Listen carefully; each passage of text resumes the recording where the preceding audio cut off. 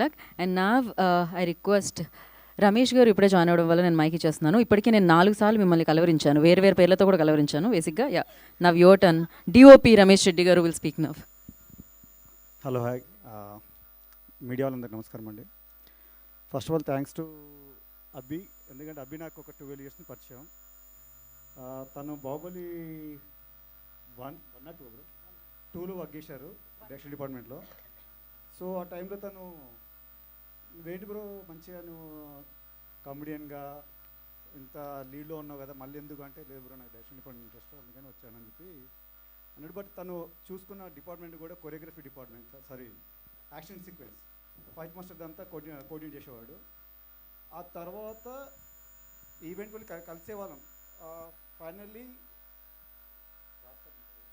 Chiranjeevi movie చేశారు రాజతరంతో. ఆ movie అప్పుడు బ్రో మూవీ చేస్తున్నా అన్నాడు. సూపర్ అనుకున్నా, ఫిలిం కూడా బాగుంటుంది, ఆహలో వచ్చింది. నేను తన కామెడీ జోన్ అని బాగా చేయగలుగుతాడు అని నాకు స్ట్రాంగ్ గట్ ఫీలింగ్ ఉండేది. ఎందుకంటే తన ఇండస్ట్రీకి వచ్చినప్పటి నుంచి నాకు తెలిసింది, మీ అందరు తెలిసింది comedian star. So definitely comedy film చేస్తాను నేను కూడా ఎక్స్పెక్ట్ చేశా. చిరంజీవి కామెడీ కమ్ చిన్న అందరూ కూడా సూపర్ న్యాచురల్ పవర్ ఉంటుంది. తనకి ముందే ఏం జరుగుతుందో తెలిసిపోతుంది. ఈ డెడ్ లైన్ చెప్తుంటాడు వీడు ఎప్పుడే ఎక్స్పైర్ అయిపోతాడు అని. అట్లీస్ట్ ఈ ఫీలింగ్ కన్నా మళ్ళీ కామెడీతో వస్తాను ఎక్స్పెక్ట్ చేశాను. రాలేసరి మళ్ళీ ఇంకో హర్రర్తో వచ్చాడు. సో నాకు చెప్పాడు బ్రో ఇది ఎలా మనం చేయాలన్నాడు. సరే బ్రో చేద్దాం డన్ అని చెప్పాను. ఫిలిం చాలా బాగా వచ్చిందండి ఫైనల్గా. ఎందుకంటే ఒక కామెడియన్ స్టార్ కావచ్చు, ఎన్ని అదర్ క్రాఫ్ట్ వాళ్ళు డైరెక్షన్ డిపార్ట్మెంట్ రావడం అంత ఈజీ కాదు. వచ్చిందని కంటిన్యూగా ప్రాజెక్ట్ 1 2 3 అలా చేయడం, సీక్వెన్స్ వైజ్గా చేయడం కూడా చాలా టఫ్ జాబ్ ఇప్పుడున్న కాంపిటేటివ్లో. అవి ఆల్రెడీ ప్రూవ్ చేసుకుంటూ చిరంజీవితోటి, ఇప్పుడు కామెక్తో ఇంకోసారి ప్రూవ్ చేసుకుంటుండు. దీనికి ఆపర్చునిటీ ఇచ్చిన మై ఫిలిం ప్రొడక్షన్ హౌస్కి స్పెషల్ థ్యాంక్స్. యశ్వంత్ అన్న మీ అందరికి థ్యాంక్స్.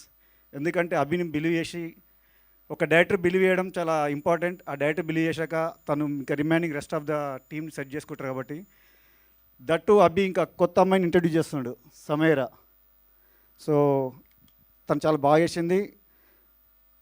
ఈ ఫిలిం జరుగుతున్నప్పుడు అందరికీ హెల్దీ అట్మాస్ఫియర్ ఉండేది. ఎందుకంటే అభి ఏమో పరిగెత్తించేవాడు ఒక టార్గెట్ పెట్టి మా అందరికీ. ఈ టార్గెట్లో ఫిలిం కంప్లీట్ అవ్వాలి అంటే నేను అభిని ఎందుకు మెచ్చుకోవాలనిపించిందంటే, ప్రొడ్యూసర్కి ఇంత అమౌంట్ అని చెప్పినప్పుడు, నెంబర్ చెప్పినప్పుడు దాని 5% కూడా ఎక్స్ట్రా అవ్వకుండా చూసుకోవడం తన బాధ్యత అని చెప్పేవాడు.